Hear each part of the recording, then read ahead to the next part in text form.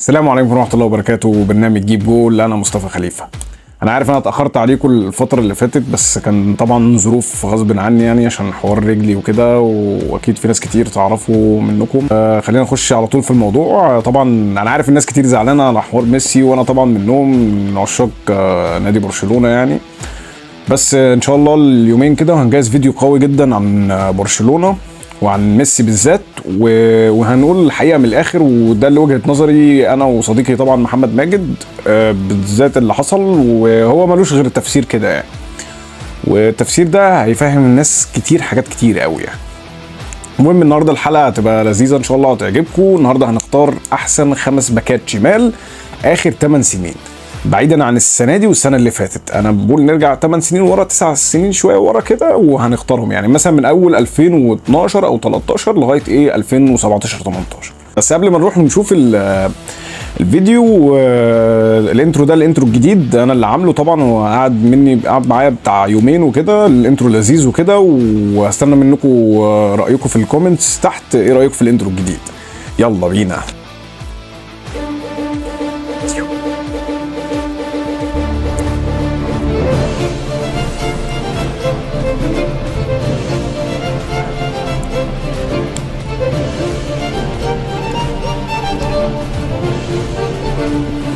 حركات بقى وكده.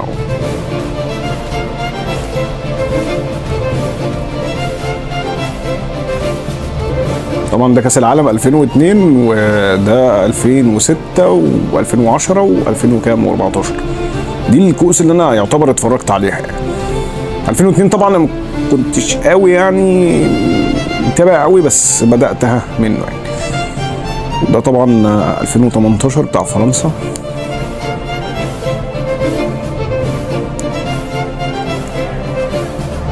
طبعا خاتمة كبيرة يعني ليونيل ميسي. طبعا انا بالنسبة لي كاس العالم 2006 من اجمل كؤوس العالم شفتها في حياتي الصراحة يعني. يلا بينا نبدأ. معانا اول باك شمال، طبعا انا عارف ان دي مفاجأة، فيليبي لويس لاعب اتلتيكو مدريد. بصوا، فيليبي لويس هو مواليد 1985. الراجل ده انا ليه اخترت فيليبي لويس؟ فيليبي لويس كان ضمن الظروف اللي حواليه والحاجات اللي هو احتك بيها الفتره دي. انا شايف ان فيليبي لويس كان هيبقى من احسن باكات شمال في العالم يعني. انا شايفه ان هو كان من ضمن الناس اللي اثرت جامد في الكوره يعني. ظروف بقى اللي هو مر بيها والحاجات اللي مر بيها مع اتلتيكو مدريد، انها تقع وتطلع وتقع وتطلع، دي كانت ظروف يعني. وانا شايف ان ساعات الظروف بتفرق مع لعيبه كتير، وهنتكلم الفتره الجايه عن اللعيبه دي ازاي الظروف اثرت معاها يعني. تمام. وعلى فكره فيليبي لويس راح 2 نهائي تشامبيونز ليج، معاه 2 يوروبا ليج، اخد طبعا الدوري الاسباني، كاس ملك اسبانيا، غير البطولات اللي واخدها في البرازيل. فالراجل تاريخه كويس، الراجل عمل حاجات انجازات كويسه، وقعد يتدرج في النوادي لغايه ما وصل لنادي اتلتيكو مدريد يعني. والفتره اللي على فكره راح فيها البرازيل كان مؤثر جدا، وكلنا اتفرجنا عليه، بس طبعا بيلعب على الاسطوره، فكان الموضوع صعب شويه يعني. الرابع وهو الفونسو ديفيز. الفونسو ديفيز طبعا اللعيب الكندي الكبير. انا ليه حطيته في المركز الرابع؟ حطيته في المركز الرابع لاسباب ما، والاسباب دي اتاكدت لي في كاس العالم 2022، مع اني مش بحكم من كاس العالم 2022. الفونسو ديفيز مهاري، سرعه مش طبيعيه، من افضل باكات شمال اللي شفتها في حياتي الصراحه. ولكن لعيب ناقصه الشخصيه، تحس ان شخصيته كده مش موجوده. انا شفته في كاس العالم كاس العالم 2022، الراجل بيخسره وبيكسبه، وتحس ان اعصابه مفيش كده اللي هي الروح، مفيش الحب بتاع ديفيد ألابا، بتاعت مارسيلو، بتاعت اللعيبه اللي هي اللذيذه دي. تحس ان انت خارج بيلعب، بس هو لعيب امكانياته جامده جدا جدا جدا، وعامل فرق كبير مع منتخبه او مع نادي بايرن يعني. يا نهار ازرق، هو هيعدي كده كده. بس برضو اللمسه الاخيره برضو لسه طبعا الناس هتقول لي انت ليه ما حطيتش تيو هرنانديز وكده. انا طبعا تيو هرنانديز لعيب كبير جدا وبعشقه يعني، من احسن اللعيبه في العالم دلوقتي. بس انا بتكلم على الفتره اللي هي قبل تيو هرنانديز، لما يطلع في الصوره جامد كده يعني. هو بس محتاج زقه مع نادي الميلان والدنيا هتظبط يعني. بصوا الماتش ده كان زعل الواحد الصراحه. هي التوليفه كانت جامده في الوقت ده.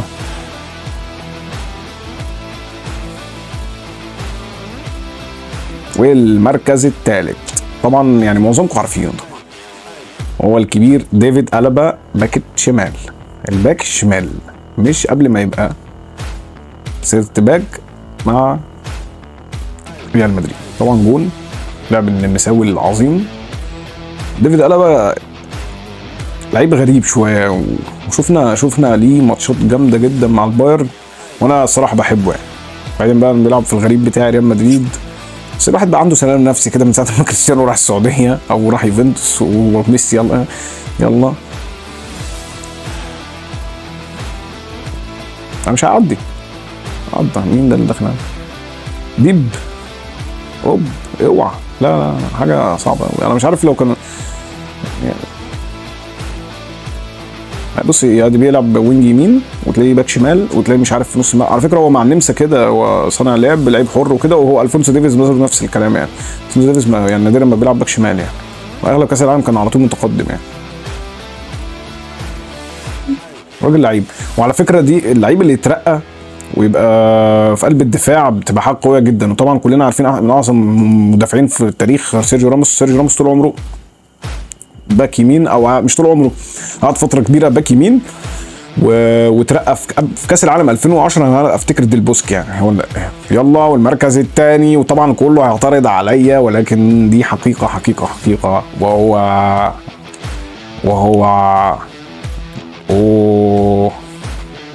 اوعى الحركات، جوردي ألبا. جوردي ألبا يا جدعان.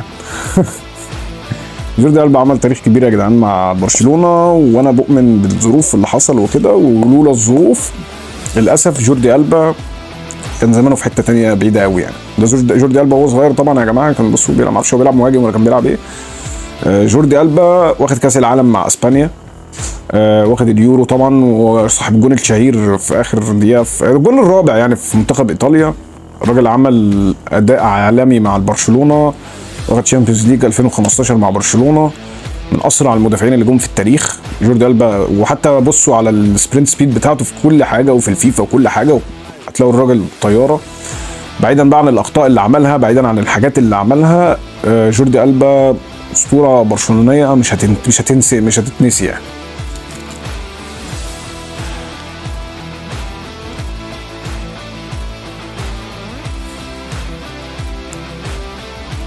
وقف وباصي وحب، هو ديفيد فيليب لويس. فانا يعني انا برضو قولوا رايكم في الكومنتس، مين اللي انتوا شايفينهم احسن 5 في اخر 10 سنين او اخر 8 سنين يعني. ما اعتقدش الناس كتير هتختلف عن جوردي ألبا.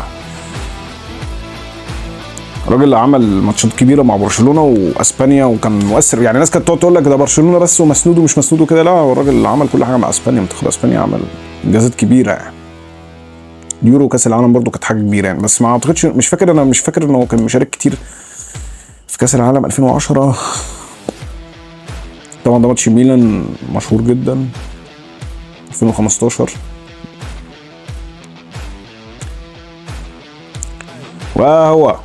ووصلنا لأسطورة الباكات الشمال من وجهة نظري تاني احسن باك شمال في التاريخ. لو مالديني يعني، بعيدا عن مالديني مش في باك شمال، يبقى هو الثالث. لكن لو مالديني سنتر ديفense يبقى هو ايه الثاني بالنسبه لي، الثاني. لان برضو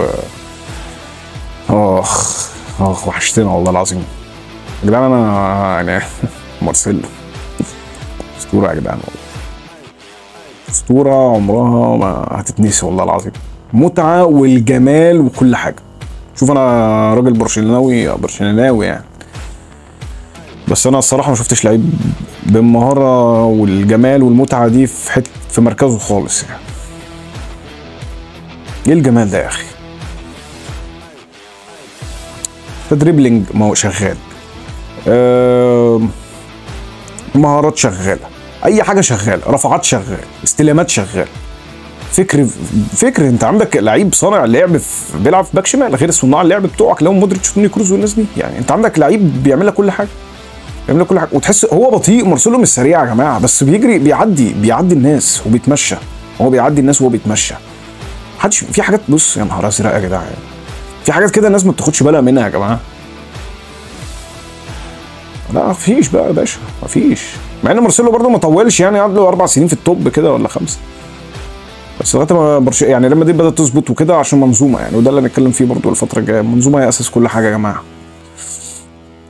انتش النتشه العاليه يا نهار ازرق.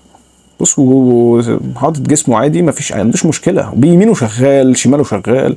كريستيانو لازم يستلم شوط يا عم كريستيانو. بص كنترول مش طبيعي يا جدعان، ده كنترول مش طبيعي. خلاص جون. المسطره ده هندسه، ده خريج هندسه.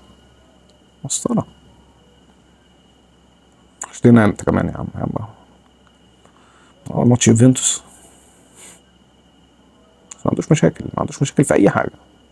لا الجون ده تاريخي يا جدعان، الجون ده تاريخي.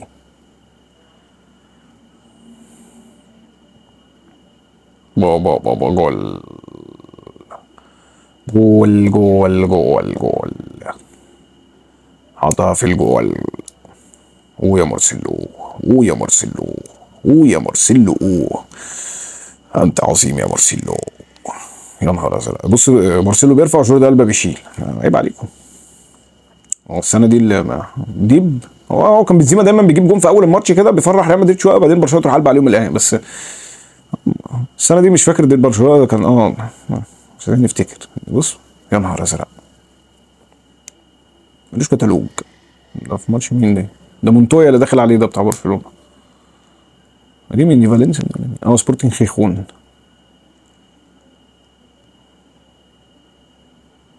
الفترة دي على فكرة السوسيداد كانت عاملة موسم جامد اعتقد يعني، ده الفترة بتاعت اخر سنة لكريستيانو باين.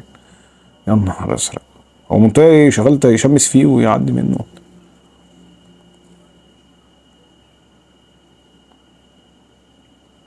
وقائد للفرقة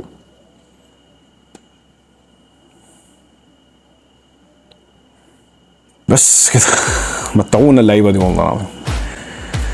ده كان رأيي عن أحسن 8 باكات شمال في آخر 8 سنين، وقلناهم بالترتيب كده: الأول مارسيلو، الثاني جوردي ألبا، الثالث ديفيد ألابا، الرابع هو الفونسو ديفيز، والخامس فيليبي لويس. استنى منكم تعليقاتكم الجميله واللايك للحلقه لو عجبتكم وشير، ولو انت مش مشترك في القناه يلا انزل اشترك وفعل الجرس.